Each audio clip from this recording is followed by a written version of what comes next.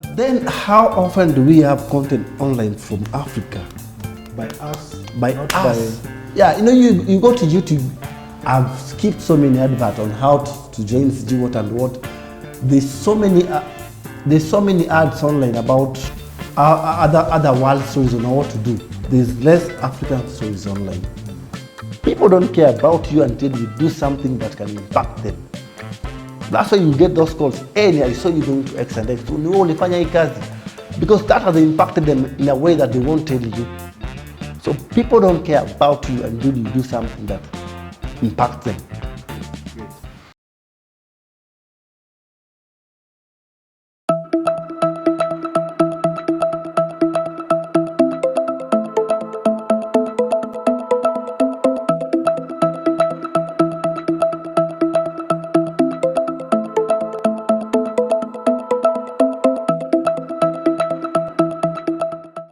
Hello everybody, welcome to another edition of Karakana, and today we have one more friend from my collection of friends who are content creators and photographers, and I'm very happy to have Steve Ouma with us today.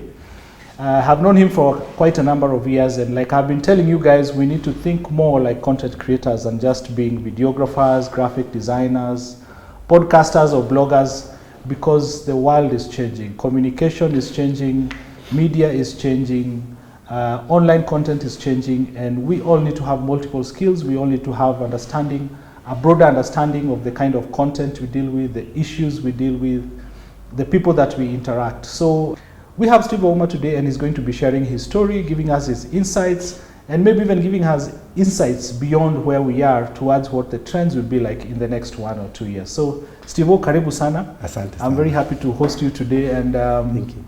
So, it's very interesting that I've known you for many years, lakini story yako sijaijua. And first, I want you to tell us photography, because we have known you more as a photographer. Yeah. Did you learn photography in school, or are you self-taught? Are you a YouTube graduate? Or tell us a little bit, how did you learn photography? Wow, that's an amazing story. My story in photography starts from way back. I started learning photography in a very peculiar situation. Mm-hmm. I lost my mom. That was 11 years ago, actually. Okay. So in that moment, I loved my mom so much. So when I lost her, and I really wanted to keep memories of her. Okay. So then a friend of mine called Mango, I don't know you'll watch this, a friend of mine who had a digital camera back then. Mm-hmm. Which year was this? I think around 2010, 2011 then. 2010. No, which year did you lose your mom first? 2011. 2011. So that's around that time when her memories are still triggered. Fresh. Yeah, just triggered. Okay. So Mango had a camera, a digital camera, and Mango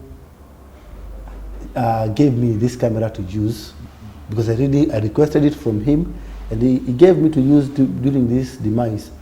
And during that funeral moment, guys send you contribution, and you're like, hey guys, sorry, man, say, whatever contribution you have, it's to help you for the funeral. But then I was too young, so I received almost like 10,000 shillings. That was my first time actually touching 10,000 shillings. And to cut the long story short, we went to the funeral and came back. So I took pictures during the burial. You took pictures during your mom's funeral? Yeah. I did that. And then when I came back, I loved the camera so much that I wanted to keep it. Okay. So that cash that I was to sustain myself before getting back on track to the realities of life, that's the kind of cash I used. I bought that camera with. Okay. You understand? Yeah. So I came back. So you bought the camera from your friend?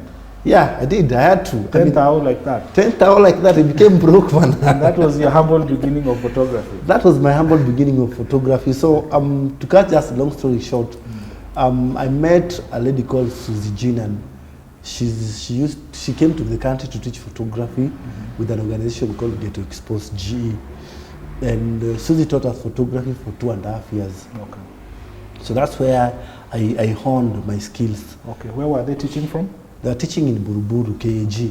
Okay. So we were there for 2.5 years, and then after that we graduated, became top of the class, of course. And after that, I just traveled out. I won a photography award and traveled out of the country to go and cover an event for International Monetary Fund, IMF. That is now in 20. That's now in 2012 or 2013 there. Okay. Yeah. So then when I came back, that was not enough, of course. You know, so I met Japheth Kagundu, Jaffa One. I mean, Jaffa was big up for you. So Japheth took me through the other side of photography. The other side of photography, you know, I met Japheth. Japheth was this guy who was serious, focused, and every detail mattered to him, you know. So I learned from Mozambique, and Japheth, I learned like this, and I'm shooting the wedding. I'm shooting wedding with Jaffo in the morning. And we had a long journey with Jaffo. And I'm ever grateful for having a chance to learn from him. He taught me so much. And after a period of time, Japheth left shooting weddings to go and focus on corporate. Corporate. He had some corporate clients that he had to give attention to. So I was left in between freelancing. But at least he held your hand and in the real job kind of training. Yeah, actually he didn't even he still does now. Okay. You know, one thing with us young people is you learn something, then you feel like you don't need a mentor anymore, you can do it anymore. But personally, I still have him as a mentor. I still reach out to him, and I can be able to access him in regards to anything, even in terms of work and any experiential thing I need. Yeah. Okay. Yeah. Interesting. So let's fast track now to today, 2020, 2021, 2022, Corona times. Yeah. What's keeping you busy? What are you doing? I mean, I see you flying around. What's keeping you busy? What kind of work are you doing today? Today, life has changed. So I've worked with agencies before. So after, just let me backtrack kidogo too. Yes. Tell us about the agency. Let's look at that agency period. How? Yeah. So after that, I joined Tech Productions. Okay. Then I was there for like 4 years. I was just learning the scope from Jaffo still again. What kind of work was the agency doing? Is it advertising, PR? What? Just content creation basically. Okay. We were doing all scope. We're doing documentaries, photography, events. Okay. I mean launches, Safaricom Jazz, AGMs. We've done everything that every other person could dream of. That means you are exposed to a lot of kind of work. Yeah. I'm exposed to a lot of kind of work. Okay. And so continue. So you left and then? Yeah, then I came back to myself. I said I wanted to start something for myself, you know. So when I came back to myself, I said, what will the future provide for me, you know? Because it reaches the moment in life where you need to ask yourself about the future. So I stepped out and I wanted to start something on my own. So then I started Ouma photography. I stayed there. I've been doing Ouma photography for a while, but then the market has changed. What's keeping me going now? Back to your question. And I'll answer you this question in two perspectives. First, I decided to go into digital. Now I'm managing social media platform for organizations. Okay. While I was at the agency, I used to do social media. So you got to learn about managing social media accounts? Yeah, actually, Jaffo gave me a chance to manage Tech Production social media, you know. Okay, yeah. So from there I learned what to be posted, what do I need approvals before I post, you know, all that. Yeah. All that concept that makes an organization image look better outside there. I learned it from there. So I'm doing social media management. First, I also started Africa Photo Chat, and Africa Photo Chat brings African content creators to discuss issues about African storytelling and narrative, how being perceived, how best can we stand out. And we started that, and then Georgina Godwin joined me. So we are two already co-founders of that, and we have been doing that. Another thing I've been doing many personal projects. I don't just do photography alone anymore.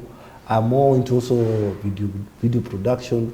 I try to learn how to fly drones because the market has changed. And like I was telling you before, you cannot sit down. If a client says to you, hey Steve, I want you to come and shoot for me a product. You don't remember you're a photographer. You go and shoot. But you can't, a client tells you, hey Steve, I want you to come. You also want like a video profile. Yeah, we also want a video profile somewhere to show people what we do. Yes. I mean, you cannot say no to that. True. If a client tells you, Steve. Yeah. In fact, I want to tell us, at what point Take us deeper into, at what point did you realize hii video lazima tufanye?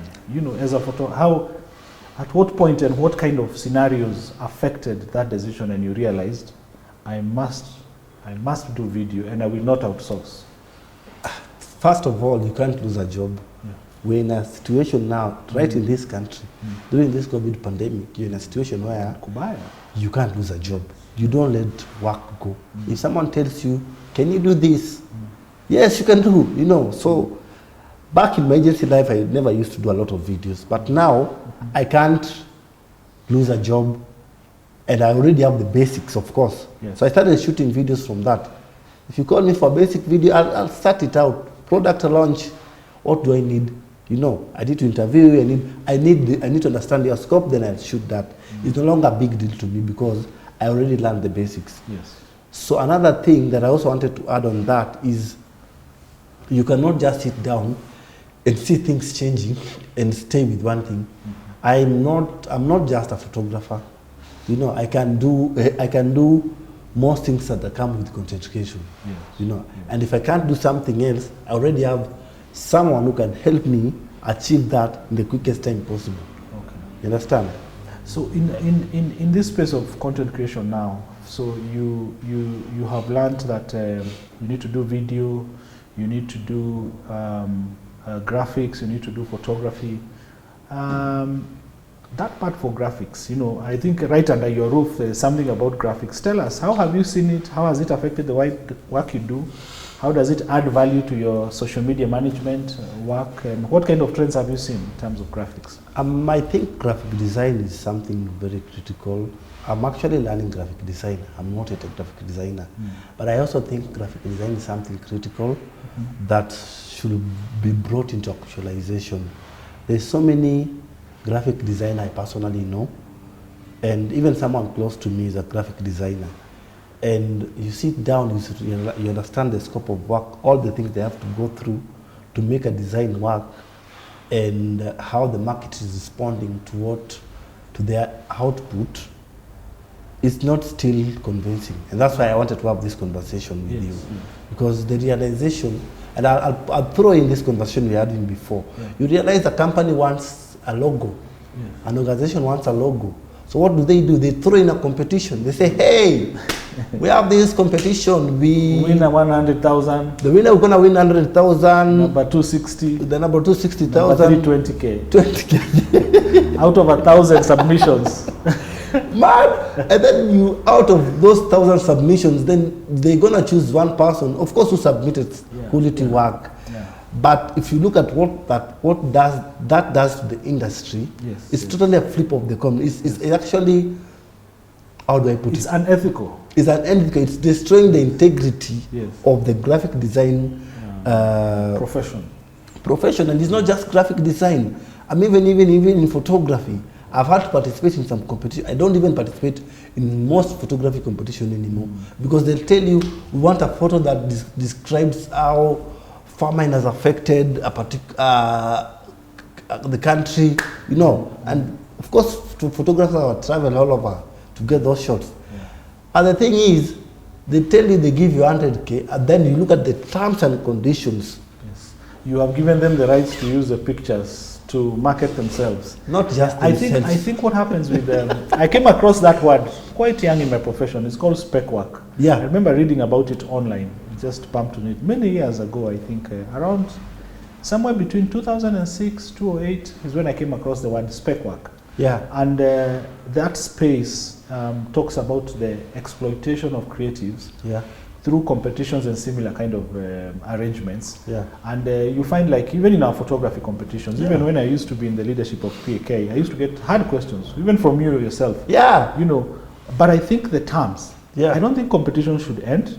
But I think the terms and conditions, especially for photography and related stuff, when you send in pictures, the organizers should not use your pictures. You can submit, but they shouldn't say that because number 1 got 1 million, and number 2 got 500,000, and number 3 got 250. And they didn't get anything. Then all the other pictures, we can use them for because you submitted. In fact, the worst thing with it is even they don't just use it for themselves.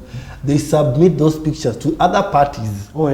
You know, to other parties. So as a You can use them anyhow they want. And you can imagine, personally, I went to Turkana the other day, Steve. The sun at Turkana was crazy. You know, I even came back with headaches. I was telling you, you're laughing at me the other day. So, but it's too much work.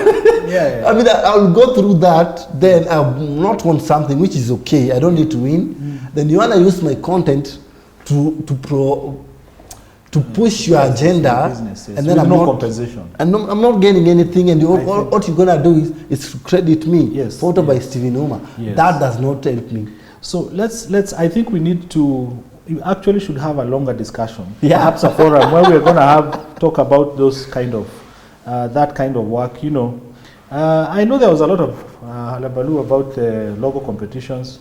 I think I just saw yesterday from your neighbors, Bifa, the winner of the EABL. Yeah. I don't know if you've seen the results. No, the EABL logo. There's a student. She's won, I think, 200,000 EABL logo competition from Buruburu Institute of Fine Art. There's number 1, number 2, number 3. We'll come back and discuss that. Let me just put on something there. I mean, you can understand. I mean, 200,000 is good money. I don't mind it. For that one person. For that one person is good. But Steve, look at that trend. Let's leave the students alone. Look at that trend alone. I mean, if it continues like that, it means the profession will not live to its ethics of the industry. You know? Yes. So then someone wants something, they'll just pick Steve, who is good at photography. Then, oh, Steve, come and shoot this for us. We enter this into a competition, you'll win 50,000. Then 50,000 will sustain you for how many years? So, no, it doesn't work. Yeah. So let me find out, tell us about your recent assignments. What are some of the notable, exciting, memorable assignments? They could be recent or some years back that you have undertaken. How did they look like? You can mention maybe 2 or 3. I think first, personally, content creation has created a whole lot of a new world for me. Yes. I wouldn't be here where I am if content creation was not involved in my life. I mean, yesterday I was reading some message online, and someone said if it was not for our mamas, we made a promise for our mamas that we will not give up. You know, so for me, content creation has given me that attachment. Like, I made a promise to mom, I only give up in life. So then, what has to keep pushing? Yeah, what has it done for me then? Steve, I've been an official photographer for 3 presidential functions. Yes. For a very big parastatal in this country. Yes. You know, being assigned work to literally shoot, to deliver the pictures on presidential. You know, that's top notch. You know, no one comes between you. Before that organization thinks about you, and amongst all the other suppliers they have. And they call you when they know number 1 will be at our event. Yeah, number 1 will be our event. That I think for me that's a good portfolio. Okay. That's a good portfolio. Yes, I've also been able to shoot Ronaldinho when he came to the country. He was going to launch some project in Kisumu. Yes. And we were in that entourage with him. I've been able to shoot Rio Ferdinand, the former Manchester United player. I've gone out of the country to shoot for local and international NGO. Yes. My recent work was with the DW Germany. Yes. You understand? Okay. So it's been a whole the portfolio is big. Yes. And if I was to put it down here clearly, guys will not have enough of it. It'll take a lot of time. Definitely. That's interesting. I can see in fact now your portfolio definitely becomes your number 1 selling point, because your clients see that you have the experience, you have a wide range of knowledge. I think once you present your portfolio, then clients will be convinced, right? Yeah, I mean, the thing with the portfolio is, allow me to say this, Steve, you are not called for work because you're good at it. It's your portfolio that speaks for you. Yes. And in most cases, it's your last job that speaks for you. Yes. Did you do your last job well? Yes. People say, oh, I'm a good content creator, No, people... You're as good as the last job. That's what Jaffa used to say. By the way, in the agency, You are good as your last job. So you've been a good photographer. Yeah, you're good. You're a good videographer. Yeah, you're a good scriptwriter. What is the last job you did? What is the last job? Can we call those guys and ask them how did this guy perform on that job? Because even psychologically that will affect you. Yes. Yes. If you did it. Yeah. So times are changing. Times are changing very fast. New things. Mobile phone.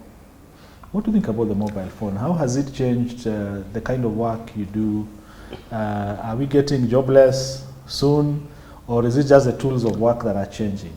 The trends actually in communication, not just in content creation, the trends are changing very fast. In a blink of an eye, we're having Instagram and Facebook Reels. You know, in a blink of an eye, we are having LinkedIn, allowing young people to share, professionals, not young people, professionals to share stories. You know, in a blink of an eye, Steve, today you shoot a video like this, even this, mobile phones will have had this uploaded now. You know. So the bridging gap that mobile technology, in terms of content creation, is bringing on board is so massive. You cannot sit down and ignore that. You cannot sit down and ignore mobile phones. It doesn't work. You will see, I mean, I was telling you before that the number of pictures and videos being uploaded from mobiles, people from just going to their functions, people are somewhere, it's crazy, it's overwhelming, you know. And that's what's shaping the narratives, and actually more on the African narrative. I hope I'm going to answer another question based on African narrative after this. But something else I wanted to put on, professionally, the content creation profession does not change. We cannot have the infrastructure that has been laid to actually change professional photography and professional video cannot change because they're having mobiles. We can have iPhone releasing new phones with crazy cameras, but the profession of photography will still remain. You know, because even it does, professional video. Nothing beats it. We went to school to learn it. You know, it's a profession. We wanted to do it. It's you don't see yourself one day being called to shoot with a mobile phone and getting paid, or getting an assignment and you actually have to shoot it with a, for social media management, yes. For social media management, you know, let's not dispute that mobile is bridging the gap, and I've said that before. But there's some spec that mobile is not bridging. Yes. For social media management, you can't go to shoot wildlife with the mobile phone. There are some phones that are actually shooting wildlife actually. Okay. You know, with some lenses. There's some lenses that are special. I've the shot ones that with you them. clip at the back, yes. Yeah, the ones that you clip at the back. But that are not beat the essence of professional cameras on film. You understand? Yes. So mobile phones are bridging the gap for social media. And actually they are the future. They are the now. The future is too far. They are now. If you want to upload something now use a mobile. Yes. So you realize that there are even some phones that are coming with better cameras. They have the Bluetooth feature and the rest, but that's not beaten. No. So what are we looking forward to as even content creators? You know, we just need to learn these specs that are changing. You cannot sit down and say, Steve, I'm not doing it. Before we come to your, that's quite interesting about the mobile phone. Before we come to your African narratives, your clients, you know, these NGOs and organizations that you worked for in the human interest stories. Yeah. What are some of the trends that you have noticed they are gravitating to? What are they looking for? And this is especially because of people who are watching in our space. Yeah. And they may want to learn, perhaps they are younger, they don't have the experience you and I have. What are they looking for? What would make them get those jobs also? What are your corporate clients, your NGOs, your presidential event clients? What are they looking for? And in the skill set, in how you work? I mean, I think what people are looking for is work, Steve. What is work? I mean, you have to sit down. Actually, this is an advice for young, upcoming professionals, because we are not going to stop young people from joining the industry. That's one thing professionals need to learn. So for those joining, I think you need to put your work outside there. Even if you shoot a termite scrolling, shoot it, and there's some environmentalist who's looking for alternative. Yes. Have your work online. And I've shared this with so many young people that our social medias are not for, as professionals, as content creators, our social medias are basically meant to amplify our work. Okay. You understand? Yes. So what are clients looking for? They're always looking for new people. That's for sure. The work, the jobs we are doing, they have been done with other people before. Yes. You know. Yes. When you went to that organization, there's somebody who was doing it. There's someone who was already there. Yes. Probably messed up kidogo too. Then those people say we're not going to work with this guy. So what are these guys doing? They're looking for new people. That's first. Secondly, what they're looking for is they're looking for creativity. You have to be original. You cannot shoot. I mean, I'll give you a good example. I love Alan Gishigi's work. Yes. I've actually been following Alan Gishigi since I started photography. His style of photography is totally different from mine. But even today, I still have to look up to Alan's work. Yes. Why? Because there's something I see in his work that I would have loved to add bit on what I'm doing, so that I don't deviate from what I am doing. And I think lastly, that what are some of the key things clients are looking for? They're looking for someone who is honest. You know, we are all messing up people mess up in work, at work actually. But they're looking for someone who'll say, hey, I know I messed up on this, I'm sorry, let's find a way to sort it out. They're looking there is that thing about just being open and honest. Yeah, just be open and honest and just say, I know I messed up, the pictures zilipotea. We didn't find, I can't find the pictures, what can we do? You know? So that then you are responding to someone who was probably for example, if you're responding to a communications person, that person is responsible for a manager or a client who assigned him or her for that job. You know. So if you're gonna lie, it destroys that workflow. You know.